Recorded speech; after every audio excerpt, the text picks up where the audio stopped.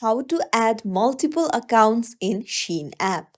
Hey everyone, welcome back to the channel. If you are new here, don't forget to hit the subscribe button and turn on the notification bell to not miss any updates. So, do you want to add multiple accounts in your Shein app and then switch between the accounts? Then you're in the right place. Let's dive right in. Open up your Shein app.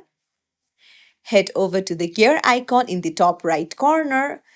This will open up your settings. Now scroll down to the very bottom and you'll see the switch accounts option right there.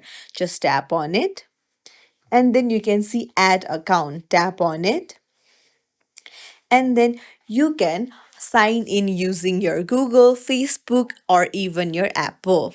And if you want to remove your current account, then come back and then you can see remove an account at the very bottom. So it's as simple as that. If you found this tutorial helpful, don't forget to like and subscribe to our channel for more tips and tricks. Thank you for watching.